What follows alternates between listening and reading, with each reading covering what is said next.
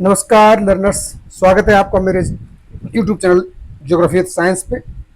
आज हम बात करेंगे कक्षा 12वीं मानव भूगोल के सिद्धांत पाठ्य पुस्तक के चैप्टर 5 द्वितीय क्रियाकलाप की। चलो शुरुआत करते हैं बिना किसी फॉर्मेलिटी में, किसी औपचारिकता के।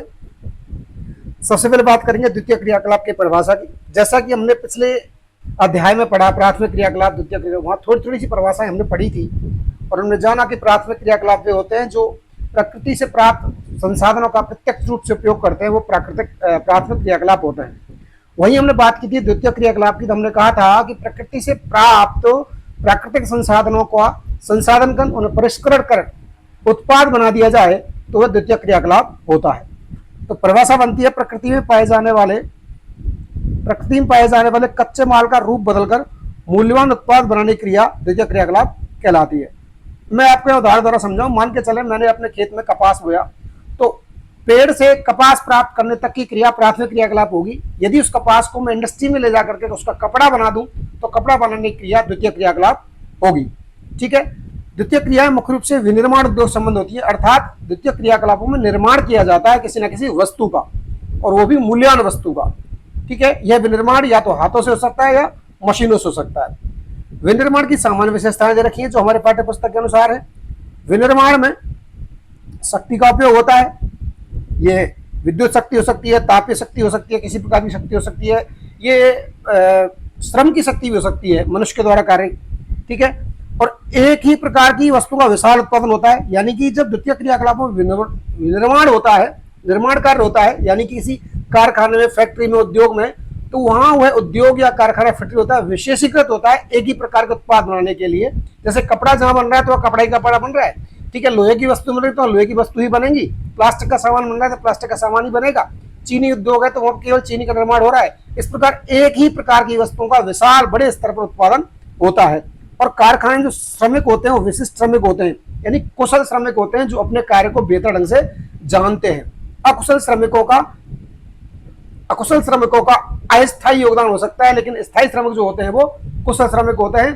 ठीक है। यानी विशिष्ट श्रमिक होते हैं। विनिर्माण की परिभाषा यहां दे रखी है बच्चों। विनिर्माण से आशय है किसी भी वस्तु के उत्पादन से है। विनिर्माण से आशय किसी वस्तु के उत्पादन से है। यह हस्तशिल्प से लेकर लोहे के इस्पात को गढ़ना, लोहे व इस्पात को गढ़ना, ये वाह है, लोहे व इस्पात को गढ़ना, अंतरिक्ष यान का निर्माण आदि सही प्रकार के उत्पादन को विनिर्माण के अंतर्गत माना जाता है। चाहे एक कुम्हार कुल्हड़ बनाए, चाहे एक लकड़ी काट करके चटाई बनाने वाला व्यक्ति हो, चाहे वह कार्य हो, चाहे बड़ी बड़ी फैक्ट्रीज में लोहे का सामान बनाने का कार्य हो, चाहे अंतरिक्ष यान बनाने का कार्य हो, ये सभी कार्य जिनमें निर्माण हो रहा होता है वे सभी क्रियाएं निर्माण कहलाती है। यानी कि किसी वस्तु के उत्पादन से संबंधित क्रियाकलाप जो होते हैं वो विनिर्माण में लिए संलग्न होते हैं, माने जाते हैं। ठीक है। हमारी पाठ्य पुस्तक में विशेष बिंदु दे रखा है बड़े पैमाने पर आधुनिक विनिर्माण की विशेषताएं। 2 साल पहले बोर्ड एग्जाम में प्रश्न आ चुका है कि बड़े उद्योग पर बड़े पैमाने पर होने वाले आधुनिक विनिर्माण की विशेषताएं बताइए। बारी बारी से विशेषताओं की बात करेंगे कि बहुत बड़े पैमाने पर किसी उद्योग या इंडस्ट्री की बात कर लें। आप जब इन बिंदुओं को देखें तो अपने दिमाग में एक फैक्ट्री का सेटअप लेकर चल सकते हैं कि साहब एक कारखाना है जिसमें लोहे की वस्तुएं बन रही है, एक कारखाना है जिसमें कपड़ा बन रहा है, तो वहां पे क्या क्या उसकी क्या क्या विशेषता होती है। पहली विशेषता होती है कौशल का विशिष्टीकरण, इन उत्पादन की विधियां भी कह सकते हैं इसको। कौशल का विशिष्टीकरण का मतलब है वहां कार्य करने वाले व्यक्ति एक विशेष कार्य करते हैं और निरंतर करते हैं, लगातार करते हैं, वो अपने कार्य में कुशल हो जाते हैं। एक लाइन में आप समझ आ जाएगा कि बड़े पैमाने पर जो उत्पादन होता है, बड़े पैमाने पर उत्पादन के लिए प्रत्येक कारीगर निरंतर एक ही प्रकार का कार्य करता है। इसी को किसी कौशल का विशिष्टीकरण कहा जाता है। यानी जब कोई कारीगर निरंतर एक ही कार्य करे तो वह कौशल में विशिष्ट हो जाता है। ठीक है। दूसरी बात है यंत्रीकरण। आप एक फैक्ट्री के सेटअप की बात यदि आप दिमाग में लेके चल रहे हैं तो निश्चित रूप से आपको दिमाग में मशीन भी आएंगी। तो किसी कार्य को पूर्ण करने के लिए मशीनों का प्रयोग करना यंत्रीकरण कहलाता है। बहुत सरल सी बात है, मशीनों का प्रयोग कर रहे हैं, यंत्रीकरण हो गया। क्योंकि मशीन क्या है? यंत्र है। मशीन को हिंदी में क्या कह देते हैं? यंत्र कह देते हैं। ठीक है। आधुनिक निर्माण की जो विशेषता वो क्या है कि यहाँ पे स्वचालित यंत्रीकरण है। स्वचालित का मतलब है कंप्यूटराइज, ऑटोमेटिक, अपने आप कार्य करने वाली मशीनें होती हैं। यह आधुनिक निर्माण की विकसित अवस्था का उदाहरण है। आधुनिक निर्माण की विकसित अवस्था की विशेषता है। आधुनिक निर्माण जो पूर्ण रूप से विकसित हो चुका है उसकी एक विशेषता क्या है कि यहाँ पर जो यंत्रीकरण है वह स्वचालित है। यहाँ मशीनें ऑटो मोड पे कार्य करती हैं। मशीनों को सोचने के लिए मजबूर किया जाता है, अर्थात वो कार्य करने की उनको सोचने की क्षमता दी जाती है। सोचती नहीं है, ऐसा नहीं है सोच रही हूँ, लेकिन उनको कमांड इस प्रकार से जाती है कि वो निरंतर एक कार्य को लगातार बिना किसी त्रुटि के निरंतर करती रहती हैं। आधुनिक स्वचालित कारखाने पुनर्निवेशन समृद्ध पास कंप्यूटर नियंत्रण प्रणाली से युक्त हैं, जिन्हें मशीनों को सोचने के लिए विकसित किया गया है। ये जो आपको भाषा दिख रही है थोड़ी सी क्लिष्ट इसकी भाषा है, आपको याद ना हो तो भी कोई आवश्यक नहीं है।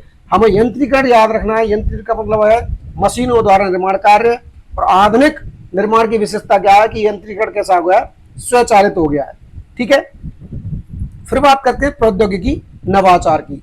प्रौद्योगिकी नवाचार का मतलब है आप इसको ऐसे समझे कि हम जो यंत्रीकरण का या जिस प्रकार से हमारा सेटअप हमने फैक्ट्री का सोच रखा है वो इस प्रकार से हो कि प्रकृति को नुकसान कम पहुंचाए, खर्चा कम करे और सुविकसित और सुपरिभाषित उत्पाद निकले, यानी जिस उत्पाद को उपयोग करना बहुत सरल हो, वो अच्छा उत्पाद निकले।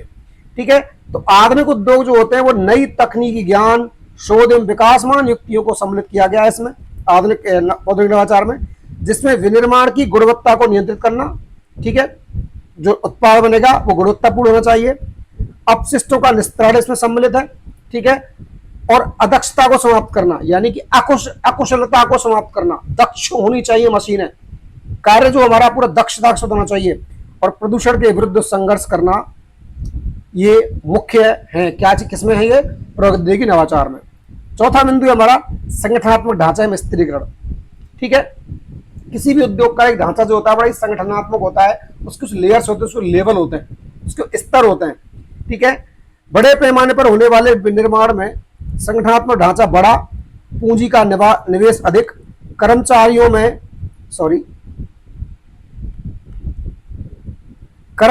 प्रशासकीय अधिकारी वर्गों का बाहुल्य होता है।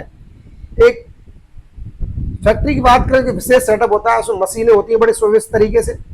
ठीक है, उसमें एक कर्मचारी वर्ग होता है जिसमें प्रशासनिक होते हैं, एक सीएमडी होता है, सीईओ होता है, उसके बाद एमडी होते हैं, उसके बाद अपने एडमिनिस्ट्रेटिव ऑफिसर होते हैं, फिर कार्य को देखने वाले इंजीनियर्स होते हैं, इंजीनियर से नीचे जूनियर इंजीनियर्स होते हैं, फिर कुशल श्रमिक होते हैं, फिर अकुशल श्रमिक होते हैं। इस प्रकार एक प्रशासनिक अधिकारी वर्गों का एक बाहुल ढांचे का बाहुल होता है। ठीक है, और पांचवा अंतिम बिंदु है बड़े पैमाने पर आधुनिक निर्माण की विशेषताओं में अनियमित भौगोलिक वितरण। बड़े पैमाने के उद्योग पूरे विश्व में समान रूप से वितरित नहीं है। एक सामान्य सी बात है, जिस प्रकार हमने विश्व की जनसंख्या के बारे में पढ़ा था कि विश्व जनसंख्या का वितरण समान नहीं है, ऐसे ठीक बड़े उद्योगों का भी वितरण समान रूप से नहीं है। विश्व के कुल स्थलीय भाग के 10% से भी कम भूभाग पर इनका विस्तार है। विश्व के जितने बड़े उद्योग हैं वो पूरी धरती के मात्र 10% भाग पर ही फैले हुए हैं।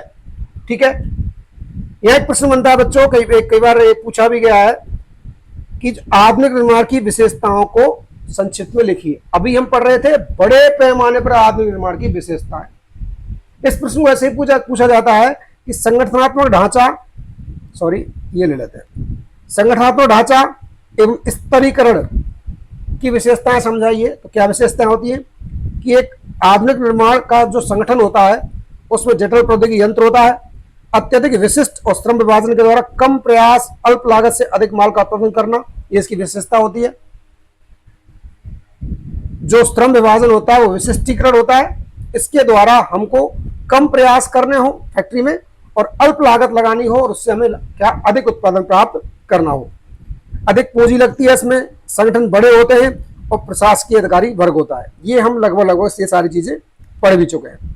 ठीक है बच्चों, नेक्स्ट बात करते हैं, बहुत ही इंपॉर्टेंट प्रश्न है, इंपॉर्टेंट टॉपिक भी है, उद्योगों की स्थिति को प्रभावित करने वाले कारक।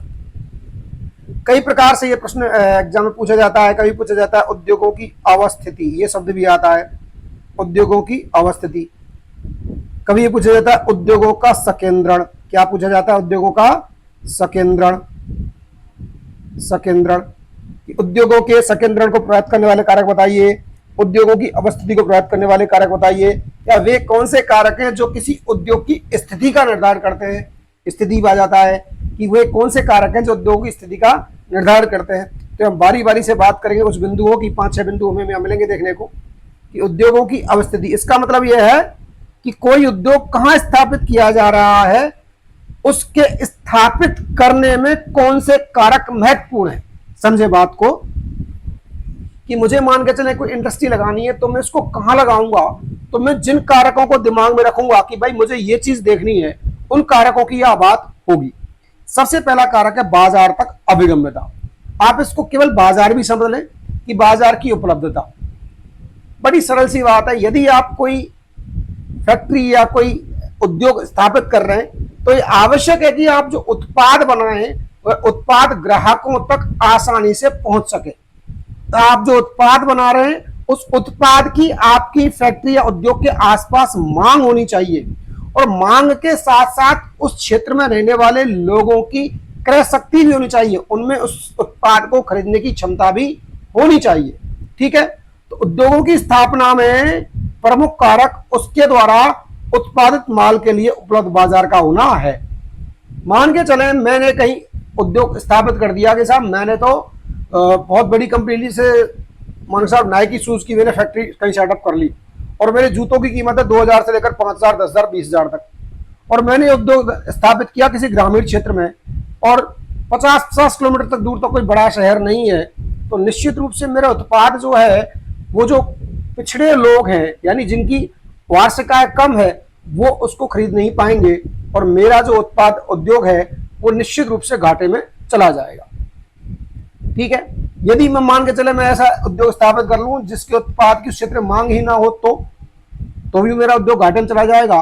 तो सबसे महत्वपूर्ण चीज है कि उद्योग की स्थापना इस प्रकार से की जाए कि उसका उत्पादित माल के लिए वहां पे बाजार उपलब्ध हो। आप सरल भाषा में कह सकते हैं कि उद्योग वहां स्थापित किए जाते हैं जहां उद्योग से निकले उत्पाद के लिए बाजार उपलब्ध हो। ठीक है, बाजार से तात्पर्य क्या है, मैंने कहा था वस्तुओं की मांग होनी चाहिए बाजार में, और मांग के साथ साथ वहां के निवासियों में खरीदने की क्षमता होनी चाहिए। मांग तो है कि साहब जूते तो खरीदने हमको, लेकिन आपका उत्पाद तो बहुत महंगा है, वहां लोगों को खरीदने की क्षमता ही नहीं है, तो निश्चित रूप से उद्योग घाटे में चला जाएगा। हमको ऐसी जगह पर उद्योग स्थापित करना है, यदि हमारा उत्पाद कीमती है, महंगा है, तो ऐसी जगह पर उद्योग स्थापित करना होगा जहां के लोगों की क्रय शक्ति अधिक होती है।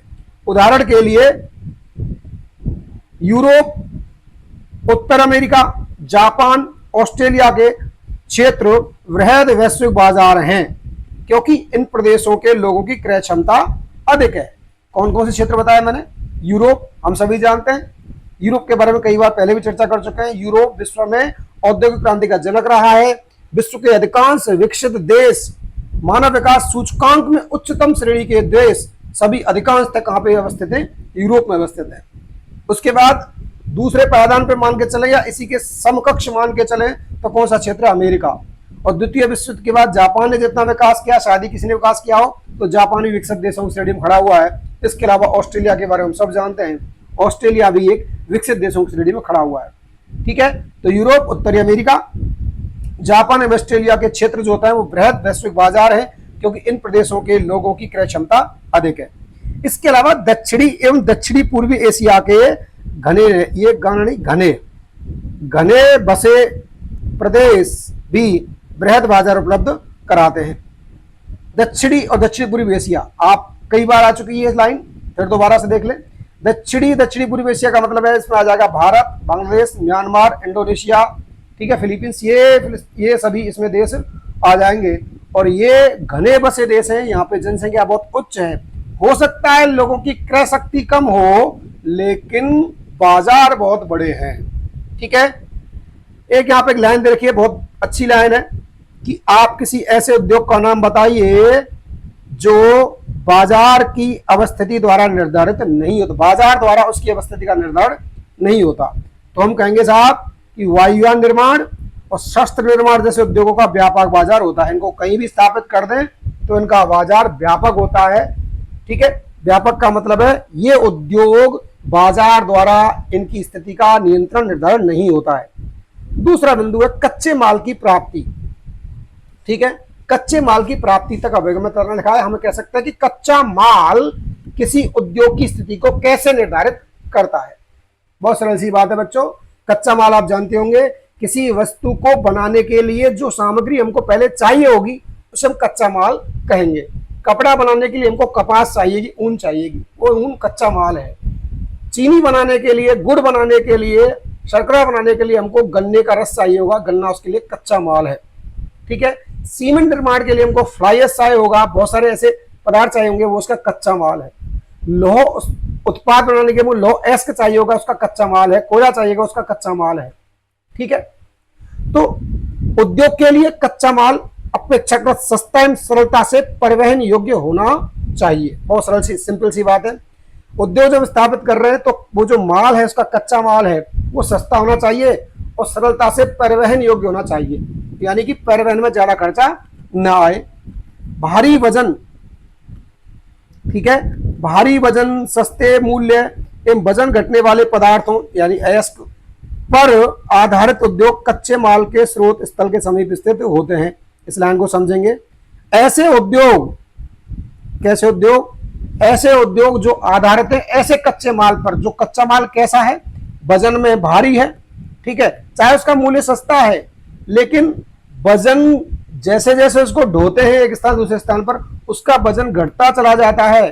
अर्थात जो पैसा एक उद्योगपति ने खर्च किया है, उस पैसे के मुकाबले उसकी उद्योग तक आते आते उसकी जो मात्रा है वो घटती चली जाती है।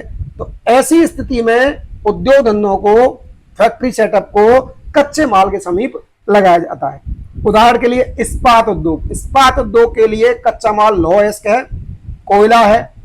तो ये भारी कच्चा माल है जिसको परिवहन करने में बहुत अधिक लागत आती है, इसलिए इस्पात उद्योग जो होते हैं वो प्राय वहीं लगाए जाते हैं जहां से लौह अयस्क निकाले जाते हैं। ठीक है। लौह अयस्क की जो खाने होती है, खदानें होती है, वहीं पर ये लौह इस्पात उद्योग लगाए जाते हैं। दूसरा है चीनी उद्योग। चीनी उद्योग का कच्चा माल क्या है बच्चों? चीनी उद्योग का कच्चा माल है गन्ना। यदि गन्ने को हम परिवहित कर ले जाएंगे, उसको ट्रक में या रेलगाड़ी में किसी में लाद करके ले जाएंगे एक स्थान से दूसरे स्थान पर, तो हम सब जानते हैं गन्ना जो होता है धीरे धीरे सूखता चला जाता है, उसमें रस की मात्रा कम होती चली जाती है, तो निश्चित रूप से उससे उत्पादन भी कम होगा। तो चीनी उद्योग को भी वहां स्थापित किया जाएगा जहां गन्ने के खेत होंगे, गन्ना आसानी से मिल रहा होगा। सीमेंट उद्योग, सीमेंट उद्योग का भी कच्चा माल बहुत भारी होता है, इसलिए उसको वहीं स्थापित किया जाता है जहां से उसका कच्चा माल प्राप्त हो रहा है। ठीक है। तो कच्चे माल के स्रोतों के समीप स्थापित उद्योगों के लिए पदार्थ की शीघ्र नष्टशीलता एक अनिवार्य कारक है। इंपॉर्टेंट है बच्चों, इसको ध्यान रखेंगे। क्या ध्यान रखेंगे कि साहब किसी भी उद्योग को स्थापित करने के लिए यह महत्वपूर्ण है कि उसका कच्चा माल शीघ्र नष्ट तो नहीं हो रहा है। यदि शीघ्र नष्ट हो रहा है तो उद्योग को कच्चे माल की प्राप्ति के स्थान पर ही लगाया जाएगा। हमने कहा कि चीनी उद्योग के लिए कच्चा माल गन्ना है, गन्ना बहुत शीघ्रता से नष्ट हो सकता है, इसलिए शुगर मिल जो है, चीनी की फैक्ट्री जो है, वो गन्ने के खेतों के पास ही लगाई जाएगी। क्लियर है? दूसरा, इसीलिए किस लिए कि जो पदार्थ शीघ्र नष्ट होते हैं, इसको ध्यान में रखते हुए कृषि प्रसंस्करण और डेयरी उत्पाद क्रमशः कृषि उत्पादन क्षेत्रों अथवा दुग्ध आपूर्ति स्रोतों के समीप ही संसाधित किए जाते हैं। मान के चले मैं एक फैक्ट्री लगा रहा हूं जिससे मुझे पनीर बनाना है, मुझे घी पैक करना है, मुझे चीज बनाना है, मुझे बटर, जो भी बनाना है, तो दूध से उत्पाद बनते हैं, और मैं उसका सेटअप ऐसे लगा लूं जहां आसपास दूध ही उत्पादित नहीं हो रहा है। मान चले मैं 100 किलोमीटर दूर से दूध मंगा रहा हूं, हो सकता है कि दूध आते आते रास्ते में खराब हो जाए, वो शीघ्र नष्ट हो जाए, वो फट जाए या वो खट्टापन आ जाए, तो मैं उत्पाद बनाने में सक्षम नहीं रहूंगा, मुझे घाटा चला जाएगा। तो मैं डेयरी उत्पाद बनाने के लिए मेरे फैक्ट्री सेटअप को या उद्योग को वहां स्थापित करूंगा जहां से मुझे दूध आसानी से उपलब्ध होगा। ठीक इसी प्रकार कृषि के जो उत्पाद हैं, चाहे वो हमको फ्रूट का जैम बनाना हो, फ्रूट जूस बनाना हो, चाहे ठीक है अचार बनाना हो, कुछ भी बनाना हो, वहां सेटअप किया जाएगा उनका जहां सब्जियां फल आसपास ही मिल रहे हों। कृषि के उत्पाद जहां मिल रहे हैं उसके आसपास ही कृषि उत्पाद पर आधारित उद्योगों को लगाया जाता है। बात करते हैं श्रम की उपलब्धता की। वैसे तो वर्तमान समय में मशीनीकरण बढ़ने से श्रम की उपलब्धता पर निर्भरता उद्योगों की कम हो गई है। यानी अधिकांश उद्योगों में, फैक्ट्रियों में यंत्रीकरण इतना बढ़ गया है कि श्रम पर यानी कि श्रमिकों पर निर्भरता कम हो गई है। उसके बावजूद भी कुछ उद्योग ऐसे हैं जिनमें श्रम की आवश्यकता होती है। तो वे उद्योग जिनमें श्रम की आवश्यकता है वो वहां स्थापित किए जाने चाहिए जहां श्रमिक सस्ते मिल जाएं, आसानी से उपलब्ध हो, संख्या भी अच्छी खासी हो। क्योंकि संख्या अच्छी होगी तो वहां हमको अच्छे श्रमिक चुनने में आसानी होगी। यदि संख्या अच्छी होगी तो हमको सस्ते, एक उद्योगपति को सस्ते श्रमिक मिल जाएंगे। यदि संख्या अच्छी होगी तो श्रमिकों की उपलब्धता कम नहीं होगी, निरंतर कार्य होता रहेगा। कुछ उद्योग आज भी सस्ते और कुशल श्रमिकों की उपलब्धता वाले स्थानों पर अवस्थित हैं। विश्व में 2 उदाहरण बहुत अच्छे, स्विट्जरलैंड का घड़ी उद्योग और जापान का इलेक्ट्रॉनिक उद्योग कुशल और दक्ष श्रमिकों के बल पर ही टिके हैं।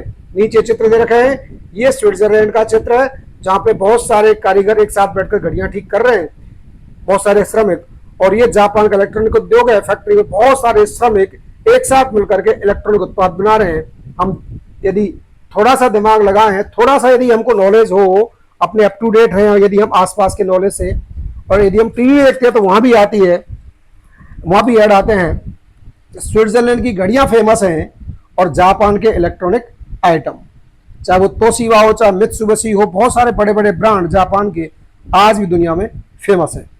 ठीक है, इसमें वही लाइन लिखी हुई है लास्ट में कि बढ़ते हुए यंत्रीकरण, स्वचालित मशीनों इत्यादि में उद्योगों में श्रमिकों पर निर्भरता को कम किया है। फिर भी कुछ प्रकार के उद्योगों में अब भी कुशल श्रमिकों की आवश्यकता होती है।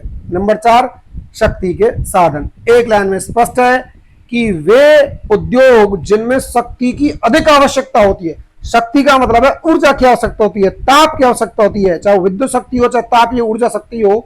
इस प्रकार के उद्योग जिनमें अधिक ताप की आवश्यकता, अधिक ऊर्जा की आवश्यकता होती है, यानी अधिक शक्ति की आवश्यकता होती है, वे उद्योग वही स्थापित किए जाते हैं जहां शक्ति के साधन उपलब्ध होते हैं। एक उदाहरण हमारी किताब में दे रखा है, वह एल्यूमिनियम उद्योग। ठीक है, वे उद्योग जिनमें अधिक शक्ति की आवश्यकता होती है वह ऊर्जा के स्रोतों के समीप लगाए जाते हैं, जैसे एल्यूमिनियम उद्योग। ठीक है, तो शक्ति के साधन भी किसी उद्योग की उपस्थिति को निर्धारित करते हैं। नंबर 5वां है परिवहन एवं संचार की सुविधाएं। परिवहन बहुत ही महत्वपूर्ण चीज है। परिवहन भी मान के चले मैं कच्चे माल के समीप आ गया, उद्योग स्थापित कर लिया, लेकिन मेरा उत्पाद जो है उसको हो सकता है बाजार से उसकी दूरी हो जाए। ठीक है, यदि बाजार समीप लगा लूं, हो सकता है कच्चे माल से दूरी हो जाए। तो इस प्रकार से सेटअप किया जाता है कि परिवहन लागत भी कम आए, कच्चे माल भी आसानी से उपलब्ध और बाजार भी उपलब्ध हो, तो इसलिए परिवहन लागत को भी ध्यान में रखा जाता है। तो परिवहन लागत समझ रहे हो आप, कि साहब ट्रक में सामान जा रहा है, उसका भाड़ा, उसका किराया जो है वो परिवहन लागत होगा। परिवहन लागत किसी औद्योगिक इकाई की अवस्थिति को निश्चित करने में महत्वपूर्ण कारक है। कच्चे माल को कारखाने तक लाने के लिए और तैयार उत्पाद को बाजार तक पहुंचाने के लिए तीव्र और सक्षम परिवहन सुविधा औद्योगिक विकास के लिए अति आवश्यक है। क्लियर है बच्चों, कि किसी भी उद्योग के लिए सबसे महत्वपूर्ण कारकों में से एक कारक यह भी है कि वहां परिवहन व्यवस्था कैसी होनी चाहिए, तीव्र होनी चाहिए और सक्षम होनी चाहिए। ठीक है, और मैंने अभी बताया आपको कि भाई कच्चे माल को कहां तक लाना है, उद्योग तक लाना है, कारखाने तक लाना है, और बने हुए उत्पाद को कहां तक ले जाना है, बाजार तक ले जाना है। इसके लिए परिवहन कैसा होना चाहिए, तीव्र होना चाहिए और सक्षम होना चाहिए। ठीक है, विकसित पर उदाहरण दे रखा है हमारी पाठ्य पुस्तक में, विकसित परिवहन तंत्र के कारण ही पश्चिमी यूरोप और उत्तर अमेरिका के पूर्वी भागों में उद्योगों का संकेंद्रण हुआ है। यदि आप विश्व के नक्शे पे जाएंगे तो आपको मिल जाएंगे पश्चिमी यूरोप, ठीक है, और उत्तरी अमेरिका के पूर्वी भागों में उद्योगों का संकेंद्रण हुआ है। उत्तर अमेरिका के पूर्वी भाग में डेट्रॉइट, बफेलो, न्यूयॉर्क ये क्षेत्र आ जाते हैं बच्चों, और फिलाडेल्फिया वगैरह। और पश्चिम यूरोप में आपका इंग्लैंड आ जाता है, फ्रांस आ जाता है, जर्मनी का पश्चिम भाग आ जाता है, ठीक है, नीदरलैंड, हॉलैंड, ये सब क्षेत्र पश्चिमी यूरोप में आ जाते हैं, उत्तर पश्चिमी यूरोप में।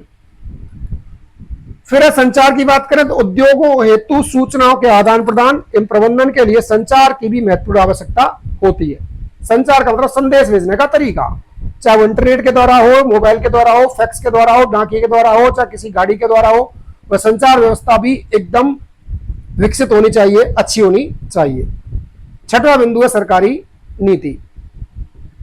सरकारी नीति क्या कहती है बच्चों? सरकारी नीति कहती है कि संतुलित आर्थिक विकास हेतु सरकार प्रादेशिक नीति अपनाती है, जिसके अंतर्गत विशिष्ट क्षेत्रों में उद्योग की स्थापना की जाती है।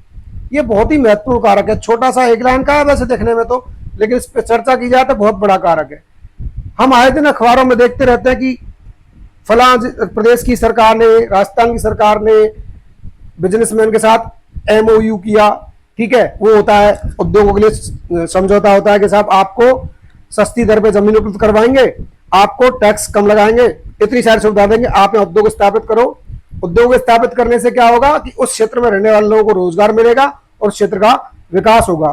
तो प्रदेश की सरकारी की जो नीतियां होती हैं, वह नीतियां भी किसी क्षेत्र के किसी उद्योग को स्थापित करने में महत्वपूर्ण भूमिका निभाती हैं। सातवां बिंदु है समूह अर्थव्यवस्था, उद्योगों के मध्य संबंध।